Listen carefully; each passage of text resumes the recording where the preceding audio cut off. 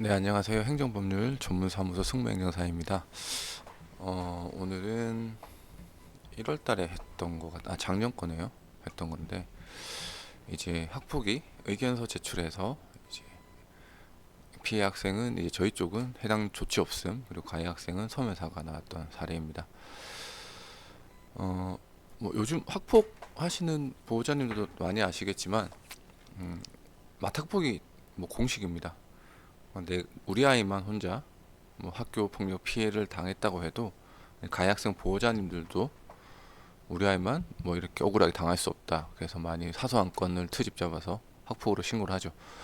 근데 학교에서도 이제 중립적인 위치가 있다 보니까 뭐 자신들이 이게 뭐 학교 폭력이 아니라고 볼 수도 없고 학교 폭력이 맞다라고 볼 수도 없는 거죠. 예. 이제 교사의 이제 자율적인 이제 교육권을 근거로 해서 화해를 시키는 경우도 있는데 그렇게 해도 이제 보호자님들 당사자 중 한 명이 뭐 학교폭력으로 가겠다라고 하면 가는 거죠. 그래서 옛날에는 이제 학교폭력 대책심의위원회가 학교에서 열렸는데 이제는 교육지원청으로 이관이 되다 보니까 학교에서는 생각보다 이제 수동적이게 되는 거죠. 중립적이게 되고 뭐 누군가를 편들 수도 없죠. 뭐. 예. 그래서 그대로 넘어가는 거죠. 이번 사건에서는 피해 추정 학생이 가해 추정 학생에게 이제 방과 후에 함께 놀자고 요청을 했죠. 그리고 자신을 껴주지 않고 다른 친구들 앞에서 이제 뒷담화를 했다는 이유로 이제 학교 폭력으로 신고가 된 겁니다. 네. 뭐 잘 아시겠지만 우리나라 학교폭력 예방법 제2조 1호에서는 학교폭력에 대해서 정의를 규정하고 있습니다. 뭐 상해와 폭행, 뭐 감금, 협박, 약취와 유인 뭐 이런 게 있는데 기본적으로 이런 모든 학교폭력의 개념들은 형법에서 상정된 개념입니다. 뭐 예를 들어 폭행은 뭐 상해는 뭐 이제 뭐 진단서를 제출하면 상해가 되는 거고 뭐 그런 게 있죠. 명예훼손은 뭐 공연성 뭐 이렇게 있는 거 전파 가능성 뭐 이런 게 있는데 이게 많이도 오해하시는 게 이제 형법은 이제 국가 형벌 기능으로서 엄격하게 판단하게 됩니다. 범죄 구성 요건이 성립이 돼야 되고 범죄 성립의 3요소가 성립이 돼야 되는 거죠. 위법성, 책임, 구성 요건. 그 어느 것 하나라도 결여가 되면 이제 위법성이 결여가 되면 위법성 조각 사유, 책임이 결여가 되면 책임 조각 사유. 이제 구성 요건이 성립 안 되면 애초부터 범죄 혐의가 성립 안 되는 거죠. 명예훼손 같은 경우는 이제 뭐 사람이 공연하게 뭐 사실을 적시해서 명예를 훼손한 자라고 했는데 공연성과 있는 뭐 전파 가능성, 명예를 훼손하는 그런 것들이 다 성립이 돼야지 이제 명예훼손이 성립이 됩니다. 형법에서는. 근데 학교폭력 예방법은 달라요. 이제 지도 이념이 다릅니다. 학교폭력 예방법은 이제 행정 관련 법령이죠. 형법에서는 이제 증거나 증거 능력이 엄격하게 봐야 돼요. 합리적인 의심이 없을 정도로 해소가 돼야 되는데 이제 행정 관련 법령, 뭐 노동법도 마찬가지고 그렇게 있을 만한 뭐 생각이 드는 정도? 고도의 개연성이라고 하는데 고도의 개연성만 있으면 되는 거죠. 뭐 일례로 이제 노동 관련 판례인데 그 강제추행에서는 그 형사소송에서는 무죄가 나왔어요 법원에서. 근데 징계는 강제추행에서 성비위로 해가지고 징계를 했죠. 그래서 이제 그 사람이 이제 행정법원에 가서 재판을 했는데 거기서 나온 말이에요. 형법에서는 이제 국가 형벌 기능하고 행정 관련해서는 지도 이념이 다르다. 그래서 형법에서는 엄격한 증명이 요구되는 거고 그리고 이제 행정 관련 법령에서는 고도의 개연성만 있으면 된다. 그러한 사실이 있었을 만한 정도의 합리적인 의심이 들면 된다는 거죠. 네. 그래서 지금 명예훼손이나 이런 모욕이나 공갈 이런 것도 엄격하게 그러니까 형법에서 규정되는 구성 요건이 엄격하게 적용되는 건 아닙니다. 그러니까 예를 들어서 명예훼손이 형법에서 다시 돌아와서 명예훼손이 아까 뭐 공연히 사람을 명예를 훼손한 자 이 세 개가 성립이 돼야 되는데 형법에 세 개가 성립이 안 되면 안 돼요. 근데 학교폭력에서는 이 세 개가 성립이 돼도 명예훼손으로 피해 학생이 정신적, 신체적 피해를 입었다고 인정이 되면 학교폭력이 됩니다. 유명한 뭐 다른 판례긴 한데 판결문이긴 한데 이제 2심에서 결정이 난 거예요.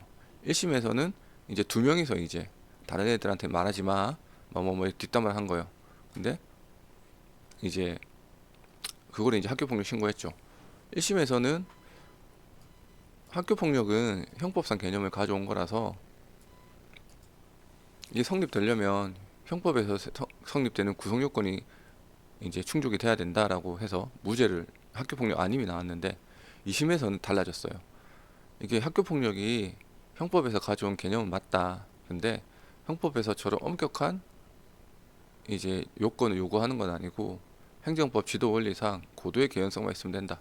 그리고 학교폭력 예방법에서는 명예훼손이 뭐 사실을 뭐 공연히 사실을 적시하여 라는 이런 구속 요건적인 요건이 없기 때문에 만약 학생이 이러한 사실로 인해서 신체적, 정신적, 재산적 피해를 입었다면 학교폭력으로 봄이 타당하다라는 거죠. 네, 그렇습니다.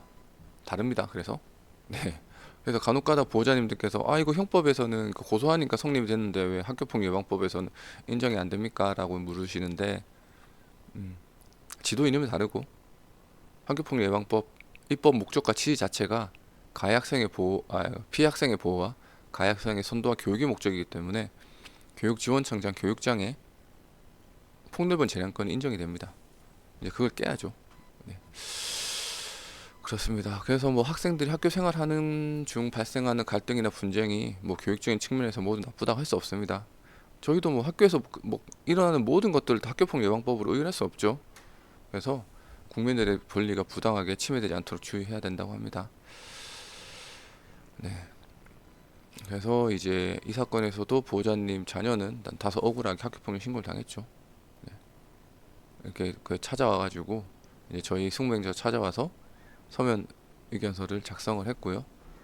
이렇게 제출했습니다. 네. 관련 법리 넣고 사실관계를 넣죠. 네. 그래서 학폭위 참석할 때 유의사항하고 이제 이 사건의 쟁점에 대해 설명을 드리고 그리고 이제 참석하셔서 주장하셔야 되는 거 이제 참석하면 저희가 보냈던 의견서는 다 읽지 못해요. 그래서 먼저 저희가 통상적으로 작성이 끝나고 나면 학폭위 개최가 된다라고 되면 먼저 교육지원청으로 한부를 보내고 당일날 또 들고 가는데 그래서 이제 보호자님께서 어쨌든 가셔가지고 어떤 부분을 중점으로 얘기해야 되는지 설명을 드리는 거죠. 사실 학폭이나 그 행정심판은 이게 뭐 잘 아시겠지만 뭐 법률 전문가들이 그 참석해서 조력할 수 있는 부분이 많이는 없습니다. 그러니까 예를 들어서 학폭위도 가보시면 알겠지만 대부분의 질문은 자녀분들한테 하고 마지막에 보호자분들은 이제 한 뭐 5분 정도, 뭐 5분도 많아요. 3분 정도 주고 마지막에 이제 법률 대리인이 참석을 하면 한 1, 2분 정도 진술하라 그래요. 네. 그 중간에 이제 저희가 뭐 법정에서처럼 주도적으로 이제 법률 대리인이 다 이끌어가는 건 아니에요. 네. 이거는 어쨌든 학교폭력 예방법 자체가 학생들의 이런 선도와 교육이 목적이잖아요. 그러다 보니까 대부분 학생들의 의견을 듣는 거예요. 거기서 보호자가 또 막 끼어드시고 하시면 막 위원들이 막 제지하죠. 뭐 어떤 경우에 싸우고 뭐 퇴장되는 경우도 있는데, 네, 그렇습니다.